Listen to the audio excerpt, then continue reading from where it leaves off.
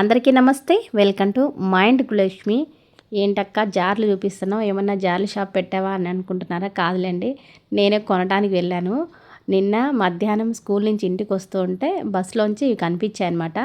నేను దిగే స్టాప్ కన్నా ఇవి వెనక, అంటే ఇంకొక స్టాప్ మధ్యలో అనమాట. చూశాను ఇవి మధ్యలో బస్సులోంచి.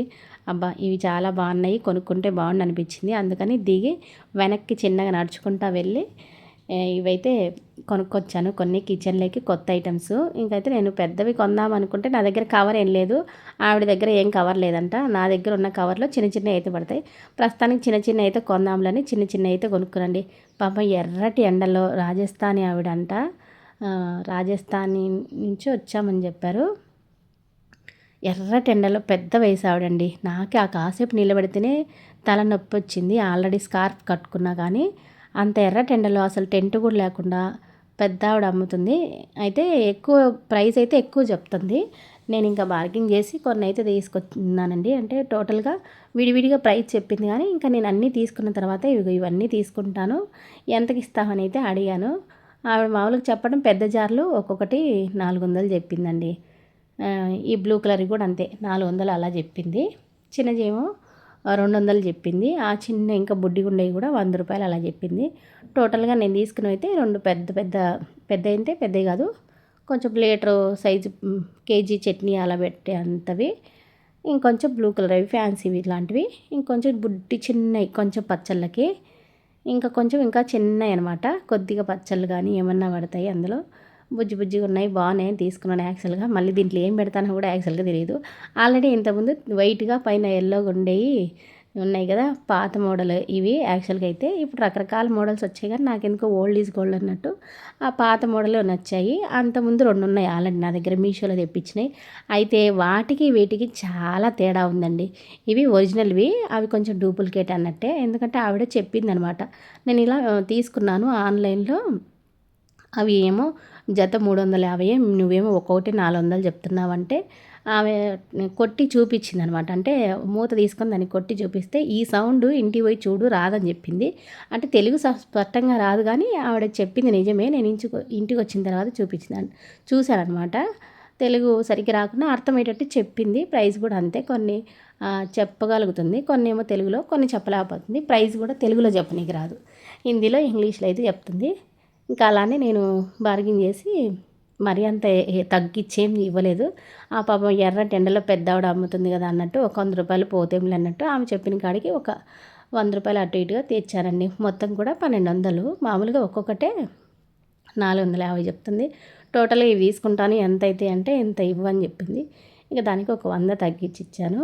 ఇవి ఈ జార్లు అయితే వెయిట్ చాలా ఉన్నాయండి. మళ్ళీ బ్లూ ఏమో వెయిట్ లేవు, అవేమో ఫ్యాన్సీ వంట చెప్పింది, చైనా పీస్ అన్నట్టు చెప్పింది ఆవిడ. మరి అవి చైనాలో తయారైతే నాకైతే తెలియదు, కానీ చైనా పీస్ అనింది. అవి మిగతాయి మాత్రం వెయిట్ ఉన్నాయి బాగా. కేజీ చట్నీ పడతాయి. ప్లస్ నేను చట్నీలకైతే కాదు, కానీ చిన్న చిన్నవి అయితే చట్నీకి. ఆ పెద్దవి 2 తెల్లగా ఉన్నాయి కదా, అవి 2 ఏంటికంటే ఆల్రెడీ 2 ఉన్నాయి కదా నా దగ్గర, వాటిని ఒకటి కారానికి ఒకటి ఉప్పుకి వాడుతున్నాను. ఇంక ఇదొకటి చింతపండుకి, అలాగే ఎండుమిర్చి ఉంటాయి కదా వాటికి అలా అని తెచ్చాను. తర్వాత ఏం పెడతానో వీటిలో నాకైతే తెలియదు, కానీ ప్రస్తుతానికి అయితే నాకు నచ్చాయి, కొనుక్కొచ్చాను. ఆల్రెడీ కొందాం అనుకుంటున్నాను కిచెన్లోకి కొన్ని ఇలాంటివి సిరామిక్ జార్స్, అలాగే గ్లాస్ జార్స్ కొందాం అనుకుంటున్నాను. ఈ నెలలో ఏమన్నా గ్లాస్ జార్స్ కొందాంలే అనుకున్నాను, కానీ గ్లాస్ జార్స్ కొనలేదు. కానీ ఇవి కనిపించాయి కదా, ఇవైతే కొన్నాను. ఇంకా ఈ నెలలోకి నా బడ్జెట్ నుండి కిచెన్లోకి కొత్త ఐటమ్స్ ఇవి అండి. అంటే మంత్కి ఇంత అని పెట్టుకున్నాను నేను అనమాట. నాకు నచ్చినవి కిచెన్ని కొంచెం మార్పు చేసి కొంచెం మంచి కొందామని అవైతే తెచ్చాను. టోటల్గా 1200 పడ్డాయి అవన్నీ కూడా. ఇంకా తెచ్చాను, అవి లోపలైతే పెట్టేశాను, కడగలేదు. మళ్ళీ మరుసటి రోజు కానీ లేదంటే ఆదివారం కానీ చూసుకుందాంలే కడగటమని, ప్రస్తుతానికి వాటర్ లేదు కదా అని. ఇంకా ఈవినింగ్ ఇవాళ చపాతీ చేద్దామంటే చూస్తే పిండి లేదు. అలాగే ఫ్రిడ్జ్లో కూరగాయలు ఏమైనా ఉన్నాయంటే అవి కూడా లేవు. ఇంకా కొంచెం క్యారెట్, కొంచెం గోంగూర ఉంటే మా అత్తయ్య ఆల్రెడీ చట్నీ చేసి పెట్టింది. కొంచెం తోటకూర ఉంటే అది తీసుకున్నాను. ఇంకా కొద్దిగా ఇడ్లీ పిండి ఉంది. ఇడ్లీ పిండి కూడా యాక్చువల్గా కొద్దిగా ఉంది, కొంచెం ఏమో మినప్పిండి ఉంది. అంటే వడలు వేద్దామని కొంచెం పిండి పక్కకు తీసి పెట్టాను. ఇంకా ఆ వడలు వేయలేదు, అందుకని 2 కలిపేసి ఇంకొంచెం రాగి పిండి వేసి కొంచెం క్యారెట్ తురుము, ఉల్లిపాయలు, ఇంకా ఈ తోటకూర అన్నీ వేసి కొంచెం రాగి పిండి కలిపి ఊతప్పంలాగా వేశాను. ఆల్రెడీ ఉదయం చేసినవి ఇడ్లీ ఉన్నాయి. మా అత్తయ్య నేను ఒక వాయి వేసి వెళ్ళాను. తర్వాత ఇంకొక వాయి వేసిందంట. ఇంకా అవి అయిపోలేదు. ఒక 3 మాత్రమే అయిపోయాయి. మిగతా అన్ని ఇడ్లీ అట్లే ఉన్నాయి. ఆ ఇడ్లీ సరిపోవు. మళ్ళీ ఇడ్లీ వేద్దామంటే ఇది ఇడ్లీకి కాదు. అందుకని సర్దియాలి కదా, అంటే అందరికి సరిపోయేలాగా ఏదో ఒకటి చేయాలి కదా. కొద్దిగా అన్నం అయితే ఉంది. అన్నం పెరిగిలేకి సరిపోతుంది. ఇంకా అలా అన్నీ ఇంకా అచ్చంగా రాగి పిండి దోశ వేద్దామంటే అలా ఎందుకులే, బాగుండదు. ఈ క్యారెట్ కూడా చాలా రోజులైంది డబ్బాలో పెట్టి, అయిపోవట్లేదని ఇంక ఇవన్నీ కలిపి ఇలా వేశాను. తోటకూర కూర చేద్దామంటే అది కొద్దిగా ఉంది. ఇది మా స్కూల్ ఆయమ్మ తెచ్చిచ్చిందనమాట. నిన్న పొలానికి వెళ్ళిందంట. వాళ్ళ పొలంలో ఉంటుందంట. బాగా ఫ్రెష్గా ఉంటుంది. ఏం మచ్చలు ఉండవు అస్సలు, ఎలాంటి పురుగు ఉండదు. చాలా బాగుంటుందండి. అందుకని నేను తీసుకుంటాను, తెస్తుంది. చాలా బాగుంటుంది టేస్ట్ కూడా కూరకైతే. అది ఎట్లా కూరకు కాదు కదా అని ఆ తోటకూర ఇందులో కట్ చేసేసాను. ఇలా ఏమైనా చేసుకునేటప్పుడు తోటకూరే కాదు, మనకి పాలకూర ఉంటుంది కదా, అది వేసుకున్నా చాలా బాగుంటుంది. ఇంకా మినప్పిండి, ఇడ్లీ పిండి, రాగి పిండి ఇవన్నీ కలిపి ఇందులో అయితే వేసేసానండి. ఇంట్లో అన్నీ ఉన్నప్పుడు వంట చేయటం వేరండి. ఏమీ లేవనుకో సగం ఏం చేయాలన్న ఆలోచన ఉంటుంది చూడు, ఆ ఆలోచనతోనే కొంచెం టైం వేస్ట్ అయిపోతుంది. ఇదిగో రాగి పిండి అయితే ఇంట్లో పట్టించిందండి. నేను రాగిలు కడిగి ఆరబోసి మరకి పట్టించిన పిండే. కొనుక్కునే పిండి కన్నా మన ఇంట్లో మనం పట్టించుకున్న పిండి అయితే బాగుంటుంది. చాలా రోజులు ఉంటుంది. చాలా రోజులు ఉన్నా ఏం పాడవదు. ఇది ఈ కాలంలో ఎక్కువగా రాగి దోశ, రాగి ఇడ్లీ, రాగి పొంగనాలు, ఇంకా రాగి సంగటి, మెయిన్గా రాగి జావకి అయితే చాలా బాగుంటుంది. నేను మా ఊర్లో కొనుక్కుంటాను అనమాట రాగులు. ఇప్పుడు ఈ నెలలో పండుతాయి కదా, నెక్స్ట్ మంత్లో ఎవరైనా అమ్ముతుంటే కొని పెట్టుకుంటే మనకి సంవత్సరం అంతా ఉంటాయి. ఇవి లాస్ట్ ఇయర్ కొన్న రాగులు, ఈ ఇయర్ అయితే ఇంకా కొనలేదు. ఇంకా ఆల్రెడీ ఇడ్లీ పిండిలో అయితే సాల్ట్ వేసాను. ఇంకా కొంచెం ఈ రాగి పిండిలోకి కూడా కొద్దిగా అయితే సాల్ట్ వేసాను. అయితే రాగి పిండి మళ్ళీ దాంట్లోనే వేస్తే ఎక్కడ వంట కడుతుందని కొంచెం నీళ్ళు పోసి కొద్దిగా కలుపుకుంటున్నాను. ఇంకా వీడియో చూసే వాళ్ళకి డౌట్ రావచ్చు, ఏంటంటే బండ మీద ముగ్గులు ఎందుకు వేసుకున్నట్టు అని. ఇదైతే ఆల్రెడీ నేను ముగ్గురాలు తయారు చేశాను కదా, దాన్ని ముగ్గు ఎలా వేయాలో వీడియో అయితే తీసుకున్నాను, కానీ దాన్ని ఎడిటింగ్ చేసి అప్లోడ్ చేద్దామంటే కుదరట్లేదనమాట. ముందేమో ముగ్గురాలు తయారు చేశాను, తర్వాత ముగ్గు వేశాను.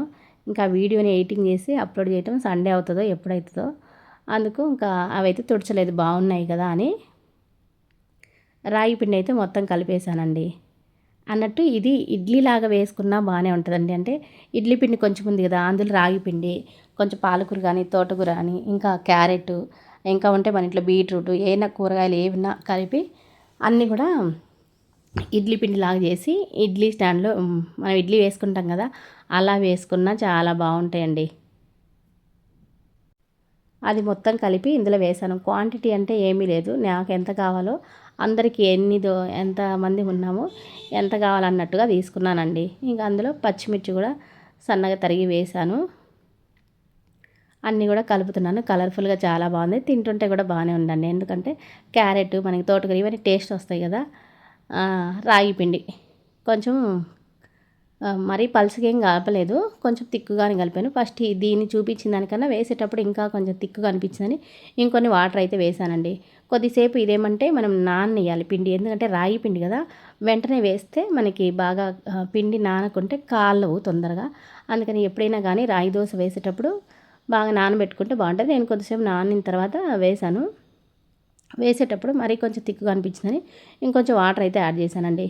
మళ్ళీ ఇది కాలదు కదా, కొంచెం మందంగా వేస్తున్నానని పెన్నం మీద వేసిన తర్వాత కొద్దిగా ఆయిల్ వేసి బాగా మూత పెట్టి ఒక 10 నిమిషాలు, ఇటు 10 నిమిషాలు కాదు 5 నిమిషాలు అయితే కాలింటుందండి. ఇటు 2 మినిట్స్ 3 మినిట్స్ లేదా అటు, అంటే 2 సైడ్లు బాగా కాలాలి కదా. ఇలాంటి రాగి పిండి పచ్చిగా ఉంటుంది, తినబుద్ధి కాదు. బాగా ఎర్రగా కాలితేనే తినబుద్ధి అవుతుంది. అందుకని మూత అయితే పెట్టేశాను. మూత పెడితే ఇంకా తొందరగా కాలుతుంది కదా, సిమ్లో పెట్టేసి మనం వేరే పని ఏదైనా చూసుకుంటుంటే కాలుతాయి కదా అని అటు ఇటు బాగా ఎర్రగా అయితే కాల్చాను. ఇదిగోండి కలర్ఫుల్గా బాగా వచ్చింది. కొంచెం ఆయిల్ వేసాను, ఇంక మళ్ళీ పైన అయితే కొద్దిగా వేసాను. రాగి దానికి ఏమంటే మనం కొంచెం ఆయిల్ వేసినా పైన ఎక్కువగా అనిపిస్తుంటుందండి. ఇంకా మళ్ళీ ఆయిల్ లేకుంటేనేమో మళ్ళీ బాగా అనిపించదు. ఇంకా ఉదయం చేసిన ఇడ్లీలు ఈ రాగి ఊతప్పము. ఇంకా పేరైతే నేను ఊతప్పమే అని పేరు పెట్టుకున్నాను. రాగి దోశ అయినా అంటే అన్నీ వేసాను కాబట్టి ఊతప్పము, ఏమి వేయకుంటే రాగి దోశ, మనం రొట్టెలాగా చేసుకుంటే రొట్టె అనమాట. ఇంకా ఇడ్లీలు కూడా వేడి చేశాను. మళ్ళీ ఉదయం చేసినవి చల్లగా ఉంటే తినబుద్ధి కాదు కదా అని ఉదయం చేసినమైనప్పటికీ కొంచెం వేడి చేసి ఉదయం చేసిన చట్నీనండి, ఇడ్లీలోకి చట్నీ వేసిపోయాను. కొంచెం ఫ్రిడ్జ్లో పెట్టాను ఉదయమే. నేను ఎప్పుడో తెల్లవారుజామున చేసిపోతుందా, ఇంకా అందుకని ఒకేసారి కొంచెం ఫ్రిడ్జ్లో పెట్టేస్తే ఈవినింగ్కి ఉంటుంది కదా అని పెట్టేస్తాను. ఇడ్లీ చేసినప్పుడు చట్నీ దాదాపుగా ఒక్కోసారి ఉదయమే ఎక్కువ చేసిపోతాను, మళ్ళీ ఈవినింగ్ వచ్చి చేయనీకి ఒక్కోసారి చేయాలనిపించదు. అది కాక ఈ ఎండలకి అసలు పని చేయాలనిపించదు. అందుకని కొంచెం చట్నీ తీసి పెట్టాను, అదే ఈవినింగ్కి ఉంది. ఇంకా ఆ చట్నీ మళ్ళీ మా అత్తయ్య కొంచెం గోంగూర చట్నీ చేసింది. ఆ గోంగూర చట్నీ అందరికైతే ఈ చట్నీ సరిపోలేదు, కొంతమందికి గోంగూర చట్నీ ప్లస్ కారం పొడి ఉండింది. ఆ కారం పొడి ఇడ్లీ ఇంక ఇవైతే ఇవాళకి సరిపించాను. ఇంకా కొంచెం అన్నము పెరుగన్నము. ఇంకా ఈ వీడియో కూడా ఇంతే అండి. మనకు మంచి వీడియోతో మళ్ళీ అయితే కలుసుకుందాం. అంతవరకు సెలవు, బాయ్, ఉంటాను.